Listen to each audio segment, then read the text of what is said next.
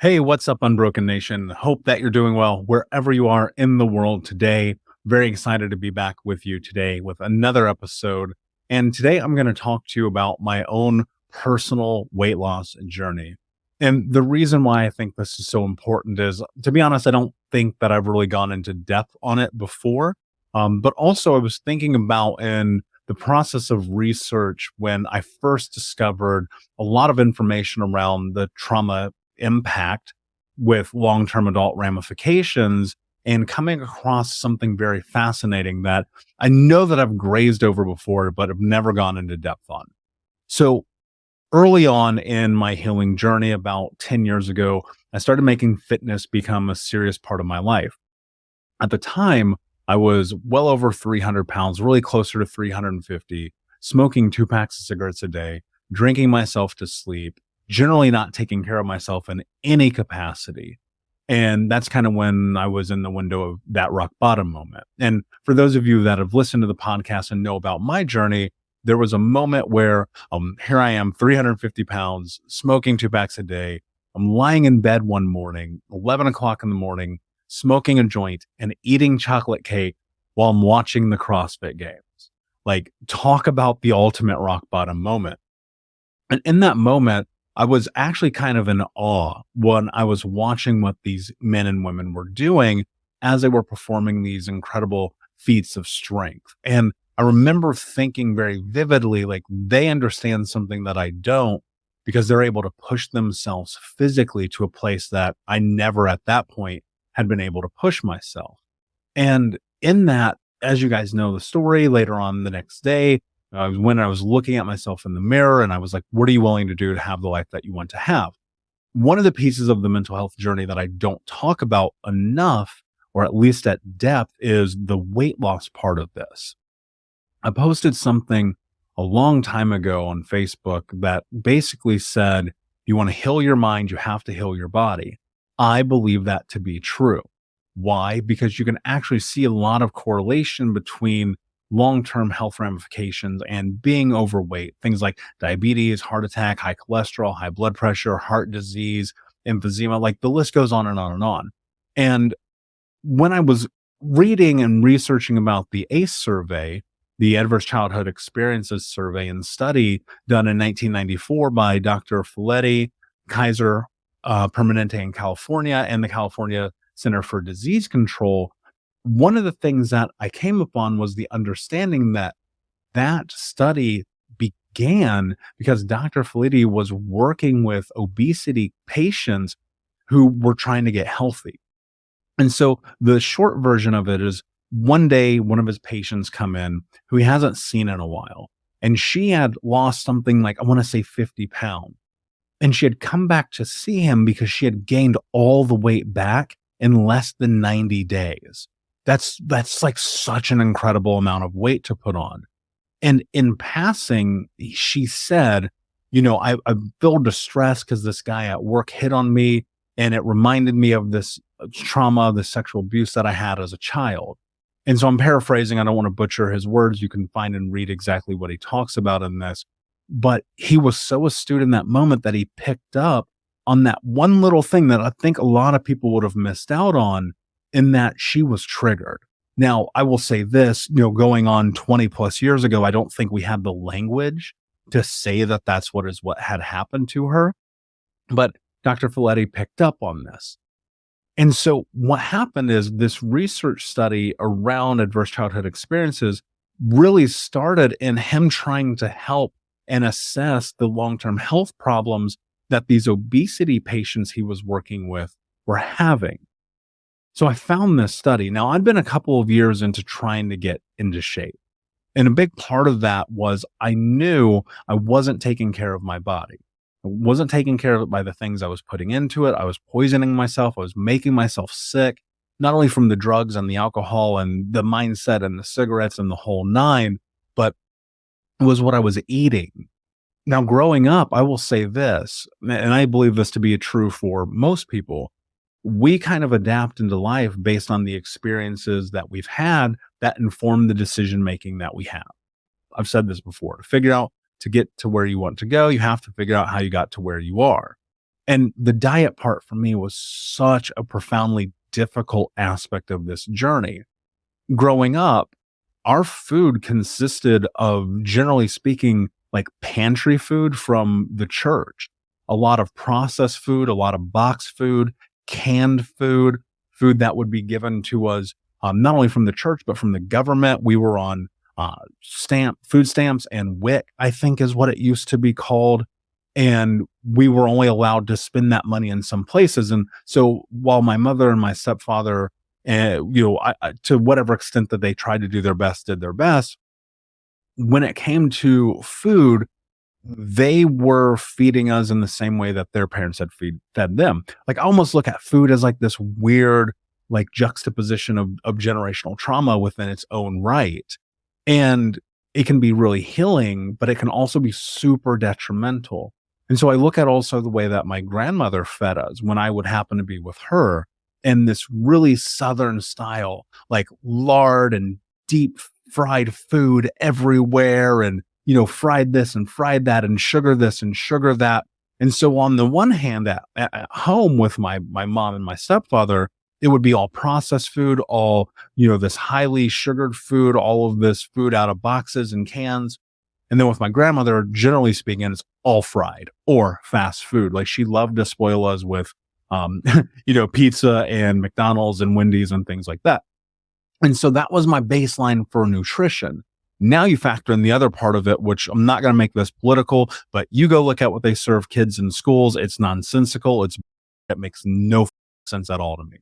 And so I was eating at school very similarly to how I was eating at home. A lot of processed food, a lot of junk food, a lot of snack foods. I would hoard gummy bears, and as many of you know, when I was, 10, 11, 12 years old, I was in this period of being homeless and living with all these different families. I will tell you this, one of the most terrifying experiences for me as a child in being in other people's homes was I never understood some of the food they brought out, like salads and green beans and vegetables and things with sauces that were unfamiliar. And I would just not eat. I was so scared I wouldn't eat. And I have other trauma experiences around food. Now, I won't get into them here because I don't know that it'll bring a lot of value, but there were things like clean your plate or you're going to get beat, or if you don't eat, the plate gets thrown on the ground, or getting sent to bed hungry, or not eating for a few days at a time. And so those were part of my experience as well. And when I was homeless, or when I was trying to figure it out on my own, the only thing that I knew in terms of nourishment, well, and partly also because I was a child, is I would go to the corner store and I would steal all like the Hostess, the cake products, the Oreos and the Twinkies and the Ho-Hos and the Ding Dongs and all these ridiculously named products, as I'm like saying them on my name out of my mouth right now. And also I'd do things like, I would take just a tremendous amount of gummy bears and fruit snacks, and I would just gorge on them to the point I would get so sick, like I would throw up.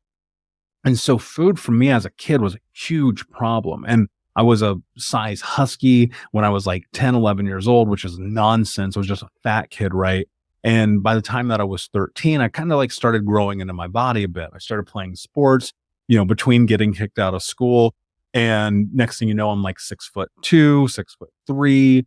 And then I'm, that weight is starting to kind of balance itself out. But I was always the chubby kid. I was always the kid that got picked on for his clothes were too tight or they didn't fit, or, all of those things. So much of that trauma around being bullied was tied into food. And I was so embarrassed to eat in front of people. And a lot of times at school, I wouldn't eat in the classroom. I would just take the food and bring it with me, and I'd eat when people weren't around. Well, fast forward a bunch of years and I find myself at 350 pounds. That didn't happen by accident. Like, I'll be fair with myself here. I put myself in that position of becoming morbidly obese, of being that fat, because of the choices that I was making. I will say this. I didn't understand that there were other choices I could be making because I never really researched nutrition. I didn't understand that there were things like healthy alternatives to fast food. I didn't understand that eating chocolate cake for breakfast isn't the smartest thing. I didn't understand like eating fast food, even though like subconsciously, like, don't eat fast food. I didn't understand like eating it 30 times a week is probably going to kill you super fast.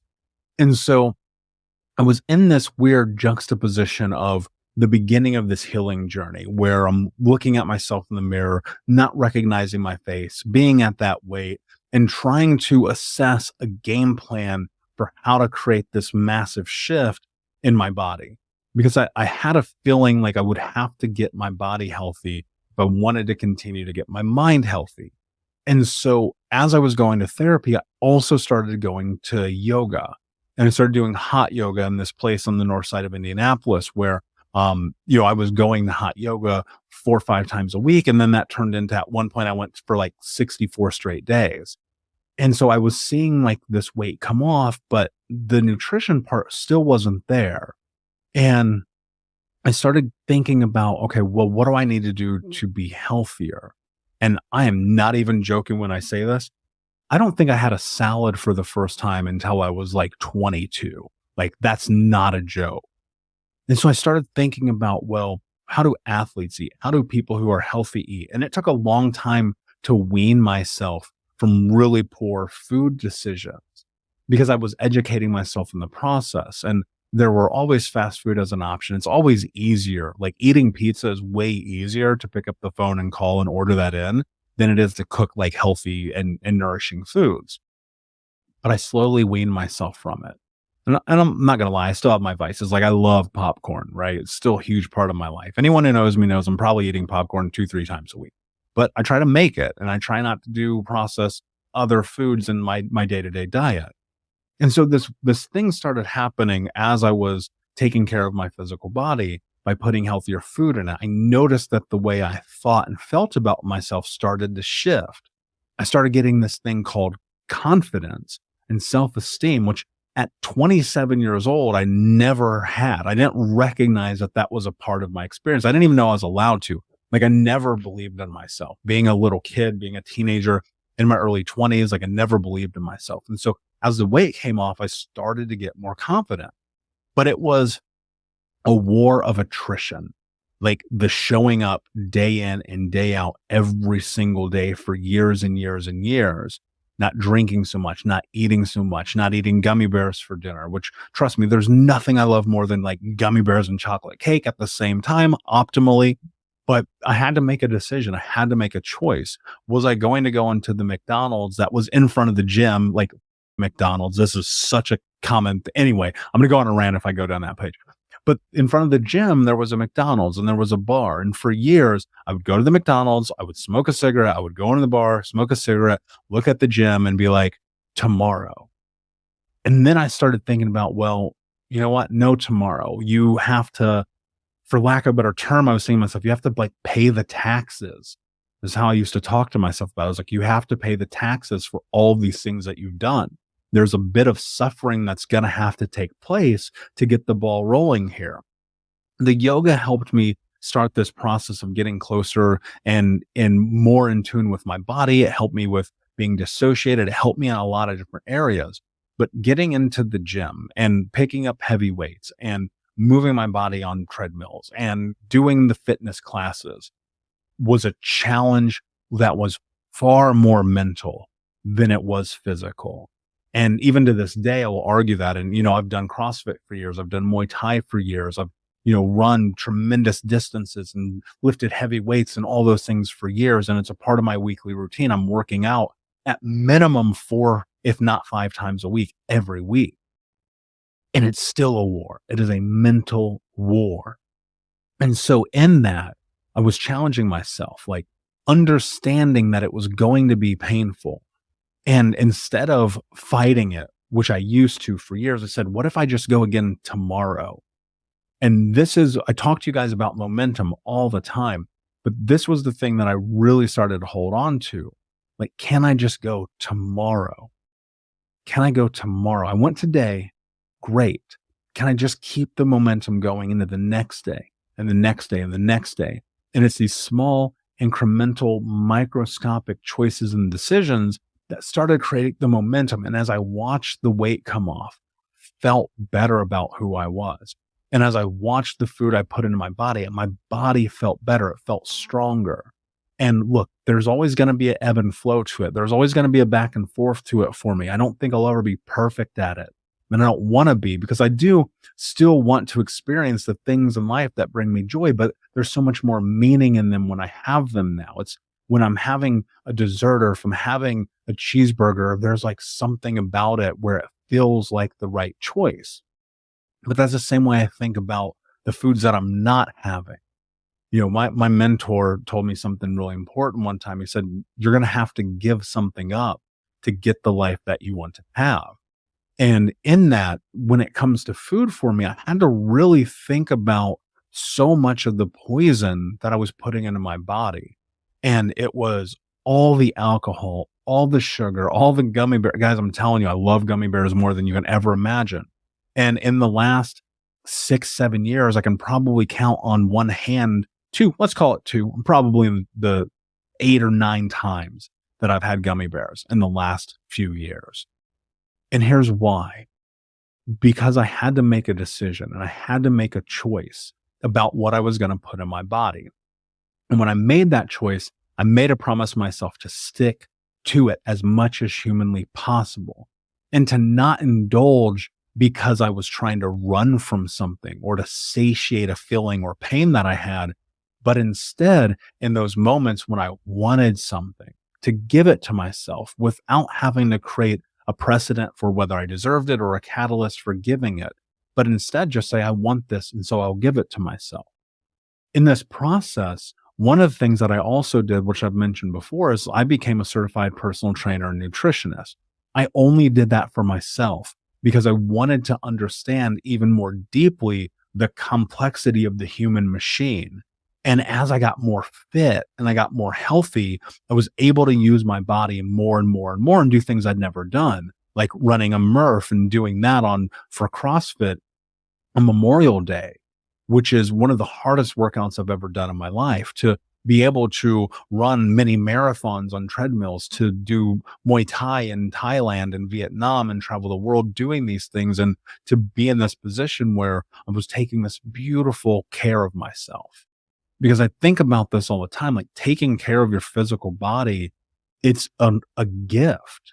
It is a gift that you have to give yourself in the same way you take care of your mental body, your mental health, not your mental body. But it's a gift the same way you take care of your mental health. Because if you think about it and you really break this down, when you're doing self-care at this scope and at this scale, to not take care of your physical body, I think is at your own detriment. And I used to be the guy who would look at it and go, it's DNA, it's genetics, it's my grandmother, it's my mother, it's blah, blah, blah, it's my ethnicity. This is the reason I'm so big. But it wasn't. It wasn't. I'm not saying that that's not true for some people. I don't know. I'm not you. I'm just saying for me, that wasn't the case. The truth was I was making choices that were not the right choices to be healthy.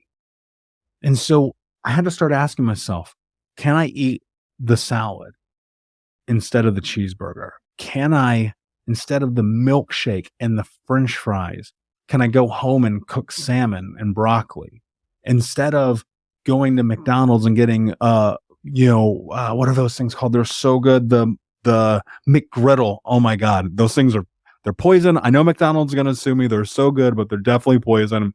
When you sue me, McDonald's, just know that I don't have anything for you, but you are poison. And instead of eating McGriddles for breakfast, right, could I put something healthy in my body, like overnight oats or granola or a banana or an apple, right? And I think about it all the time. This is all about momentum. It's microscopic. And today, I'm sitting here, I'm 6'3", 6'4". I should probably actually figure out how exactly tall I am. And I'm 219 pounds this morning. And I'm okay with that. And I don't get on the scale every day. And I don't weigh myself. And there's days I know I'm 225 and there's days I know I'm 210. And if I got super unbelievably, incredibly strict like I was a couple years ago, I could be walking around at 200 pounds with a 6-pack. And I went from 350 to that. Now, that's a tremendous amount of work, a tremendous amount of effort, calorie counting, working out for 3 hours a day, that whole nine. I don't think that's conducive to the lifestyle that I want to have. but it was a challenge for myself. And I asked myself, could I get there? And I got there and I felt really good about it. And it was a challenge because, as you guys know, I'm always trying to challenge myself. But I would say long term, it's just not sustainable. It was too strict. It wasn't enjoyable. I never got to have fun when I was eating. And a big part of this journey and the shift of my trauma experience with food was learning how to have joy in eating, trying new restaurants, trying new things, going new places, cooking new meals, experimenting in the kitchen, and learning to fall in love with food to some extent. I'll say this, there's some foods I'll never eat. I just, and call it limiting self-belief. Fine. I get it. But there's some foods that I just, when I eat them, my palate does not accept them as much as I want them to, right? But outside of that, I want to experiment. I want to try foods. I want to put healthy things in my body. But on some occasions, I'm going to have flan and I'm going to have gluten-free, no flour chocolate cake because it's amazing. And I'm going to have a glass of red wine with that. And I'm going to enjoy the moment. But I'll tell you this, out of the 30 meals that I may consume any given week, you have to understand that 28 of those, 29 of those are going to be on point with my diet, right? Because I made a choice and I made a decision to put healthy food in my body. And so I want you to think about this. Now, because I'm no longer a certified nutritionist and fitness coach, I'm not going to give you advice on what you should do because that's not in alignment with the agreement that I made to myself when I got certified. But there is a ton of information out there. And I think that you have to figure out what works for you. And I think that in this process, like the measurement, and I want to be clear about this, the measurement for physical fitness to me, it was never about the weight. It was never, and it still isn't. That's why I'm comfortable walking around with a few extra pounds on me. It's not about the weight. It's how I feel about myself. It's how I perform. It's how I show up. It's how my body moves. It's how I'm able to articulate my thoughts and movements throughout the day as I'm going about my life. And so what I want you to think about is just this. If you're not in a position where you're feeling healthy in your body, what can you do about it? What can you quit? What can you give up today that tomorrow will help you be better? Help you be different. Because I'll tell you this, the Cokes that we drink and the soda that we consume and the gummy bears and the candy and all the crap that we put in our body. And you can go look at some of the research and the studies, and I'll do a follow-up episode on this about it. But there's a direct correlation that we're starting to find between sugar and anxiety and depression. And if you're drinking like 3 Cokes a day and you're depressed, there might be a reason, right? And so I'm not saying do keto. I'm not saying do paleo. I'm not saying to do anything other than what works for you. But what I am saying is if you're not happy with your body, that is a part of this experience, to not be happy there. And this isn't about acceptance. This isn't about body shaming. This isn't about those things. It's about when you look in the mirror, are you with confidence saying that you're doing everything in your power to take care of yourself? Because if you're like me, 11 years ago, you weren't, but you can. And that comes with choice, my friend. That comes with believing that you're capable. Because I'll tell you right now, I say this all the time, I don't know anything that you don't know. I truly don't. I don't know anything that you don't know, but I picked up the books and I listened to podcasts and I went to the conferences and I got the certifications so I could understand the human body, so I could take care of it better. Because here's what you have to take away from this, if anything. Your brain and your body, they're not inseparable. They are together. One does not work without the other. If I take your brain out of your body and I say walk, it ain't going to work. Well, you'll also be dead, but you get my point, right? And so the thing that I want you to take away from this is treat your body the same way that you would treat your mind. As you are on this healing journey, you can heal your body too. You know, one of the books I recently spoke about was The Body Keeps the Score by Bessel van der Kolk. There's so much truth to the fact that our body stores the traumas, and you have to release that. Maybe it's through myofascial release and acupuncture and yoga and physical therapy and all those things, but it might just be also in the food that you're eating. Because if you take care of your body, I promise you, I guarantee you that you will see a difference. You will feel a difference. You will understand a difference in your mental health. So I hope this was inspirational for you. I hope it was just something for you to think about today. Can you make one little change today? Can you give up something that's in your way of having the life that you want to have to adopt something new that can help you become more in tune with your body, help you feel healthier about it, and help you in your mental health journey? So my friend, thank you so much as usual for listening to this episode of the podcast. Please like, subscribe, comment, share, tell a friend. If you're on iTunes, please leave a review. It means the world to me. And until next time, my friends, be unbroken. I'll see ya.